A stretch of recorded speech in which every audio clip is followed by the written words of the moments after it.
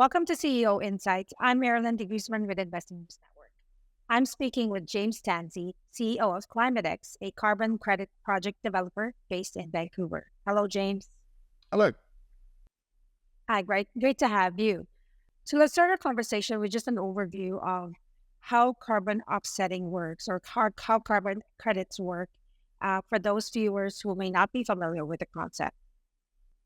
Yeah, so there's two elements to carbon credits that are important. The first is the driver that's coming from corporate commitments to net zero. So companies around the world that are worth about 33% of global market cap now have committed to go net zero. And going net zero means that you reduce your emissions where you can within your operations, within your supply chain, to get towards that goal. For most companies, they can make small changes in their emissions, but to get to net zero, which means balancing the rest of their emissions, they have to buy carbon credits. So one big driver for us has been that the number of companies that have made that commitment in the last 3 or 4 years is now huge, and the volume of credits that they're going to demand and going to need by 2030 is going to result in about a 15x increase in the size of the market to about a $30 billion market by 2030. So that's half of the story from our perspective. There's a sector that's underdeveloped, it's small scale, it's not jurisdictional, it doesn't have quality control. And we're coming into that sector to say, if you're going to meet your commitments through carbon credits, you need to do it to the highest possible standards, and you need to do it with as many benefits as possible flowing to communities. We're really an impact and ESG company from that perspective. The second driver is that 20% of global emissions comes from deforestation and land degradation. People tend to forget that or ignore that fact, but deforestation, land use change has been a massive driver of climate change as people burned out forests and divert land to agriculture. So we also see our role as being reversing those trends of deforestation and land degradation. And in the most optimistic scenarios, if we stopped all global deforestation in tropical regions and replanted, we could reduce global emissions by between 25 and 40%.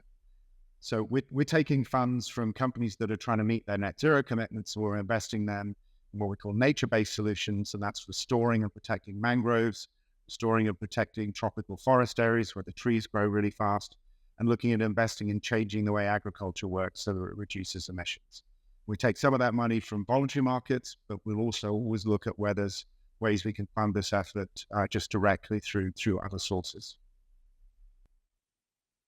So I guess this is a good point. This is a good area to, for you to talk about some of those projects that you're doing in terms of building these carbon credits. Yeah, for sure. So we've taken the approach that we'll focus on tropical areas of the world because that's where the trees grow fastest, roughly 3 times faster than in Canada, for instance. We focused on areas where we can get carbon rights and title and show we have secure ownership. Our biggest jurisdiction at the moment is Sierra Leone as part of a entry into all of West Africa. The reason that we're there is one of our founders spent 15 years building sustainable agriculture in Sierra Leone and has a very strong track record there. We have initially about 57,000 hectares, so 57,000 soccer fields of land that we're going to be restoring with native species, so native tropical species, replanted, and as they grow, they draw in all of the rest of the species from tropical forests. We're also looking on the coastline at mangrove protection for at least 3,000 hectares of mangroves. Each hectare of mangrove stores 400 to 500 tons of carbon. So just protecting that first 3,000 hectares could store an additional 1.2 million to 1.4 million tons of carbon just within the first couple of years.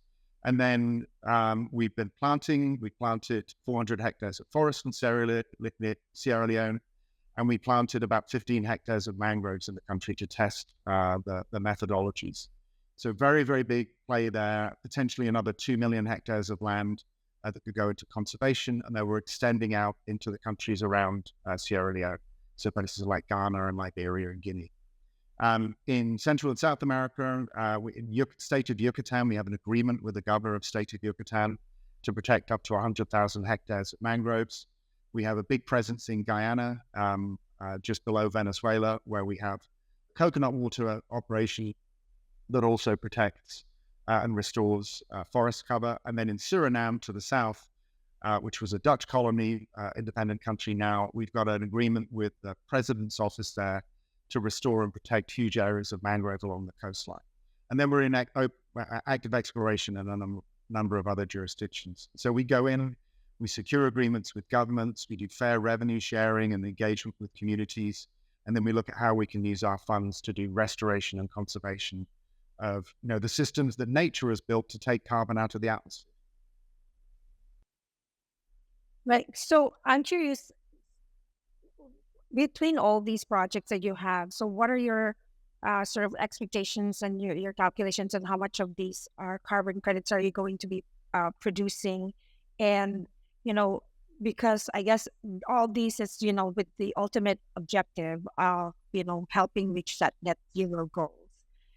So how does that, against that backdrop of where we need to be in terms of our net zero emissions target? So we started on these projects, actually initiated them less than 12 months ago. I've been in that carbon sector for 16 years and my founders have been very active. But from a standing start, less than 12 months ago, we've already secured 44 million tons of carbon credit pipeline. And that's without including all the potential from Suriname. So we expect to be in the 1 to 200 million ton range within the next 12 to 24 months, just based on projects that we're already qualifying and looking at. From a revenue perspective, which, as an investor, you need to know about, we're looking at IRRs, so returns between 15 and 30%, depending on the projects. For the conservation projects, they're much higher even than that. The 44 million tons, as we currently model it under current assumptions, will generate gross revenues of about $2 billion from the sale of those credits over the lifespan, which is a 30 to 50 year lifespan. So, where we've showed leadership and been able to move very quickly has just been in getting dirt under our fingernails and securing the land and starting the planting. And our momentum suggests very strongly that we're going to be, in the 1 to 200 million ton range in 2024, which is, considering Canada's emissions are just over 700 million tons, that's a significant contribution towards climate solutions. What are you seeing in terms of the commitments from organizations, or I guess key trends in ESG investing that you're seeing on the market, and the types of commitments from organizations in terms of, achieving net zero or helping achieve net zero goals, on that with the back, under pressure from the right wing in the US or from, people that really don't support it?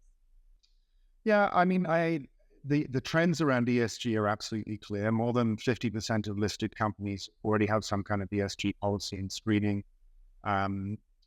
If you look at the total value of the market cap of companies that have already made commitments, it's 1/3 of the global market cap of all companies.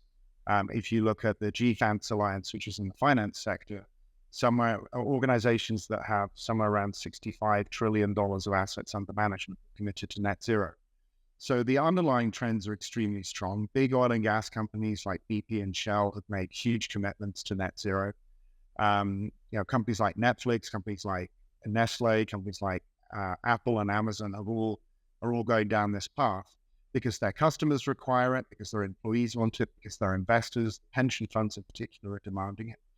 So against that sort of tsunami of demand that's coming, what we hear in the naysayers around climate from the US is really just at the margins. It's just frost.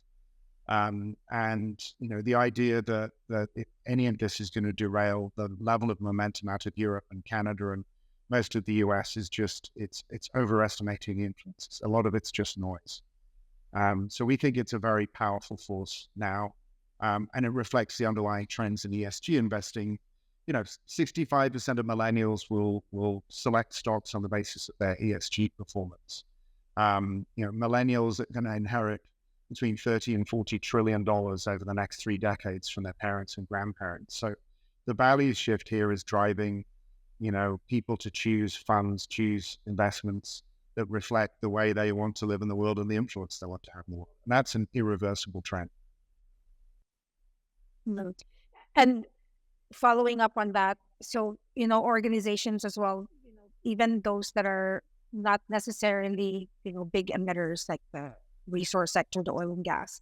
Sort of, universities, for example, with big investment portfolio, they committed towards sustainable investing and divesting their investments from large emitters. At this point in time, how realistic is it, like, for these organizations to really truly be, able to achieve their strategies or their goals for sustainable investment?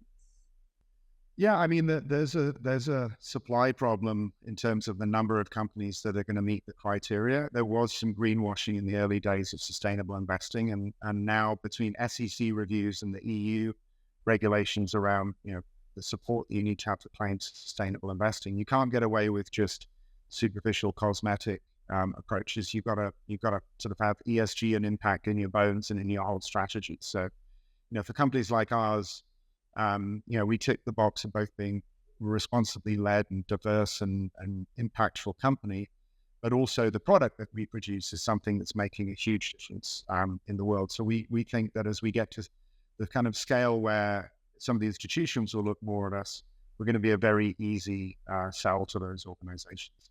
The trend in general is that ESG used to be, more cosmetic, more superficial. But more and more companies now are realizing there has to be real depth to the way that they approach their ESG strategies. They have to think about their value chain. They have to think about the supply chain and employment strategies and diversity. They have to think about the whole life cycle of their impact. And that's driving innovation. That's driving change. And in a world in which people have become pretty skeptical about corporations and the profit motive, you're seeing companies that are just making massive commitments to do things different, to be better.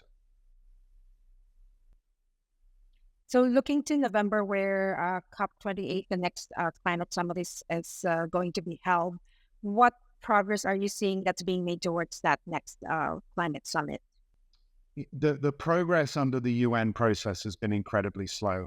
I mean, the every year, every summit, they talk about releasing $100 billion for reforestation and forest conservation projects, and every year there's a big pronouncement about it, and every year very little of that money actually appears. So a lot of us in the private sector and many of the companies that have made net zero commitments, I think, are doing that because they're not seeing leadership and progress from government. The meeting in Germany in Bonn a couple of weeks ago is a sort of prequel to COP, and it didn't indicate any massive changes in policy and in approaches. And the key thing here is, for all the pronouncements that occur, ultimately countries don't live up to their financial commitments to support investment in conservation, investment in restoration.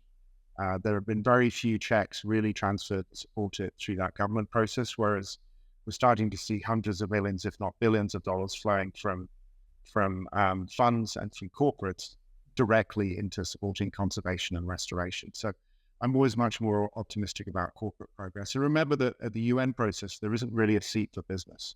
The companies sit at the shoulder events around the COP events, but it's really a government to government event, and businesses work in other forums to advance the agenda.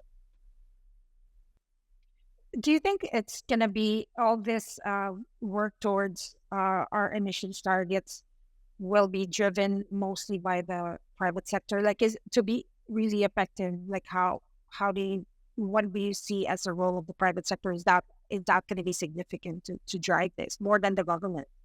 I think 14 years ago when I started in the space, we all felt the private sector would innovate at the edges and get things going, and then ultimately government would have to make decisions that would take this to scale.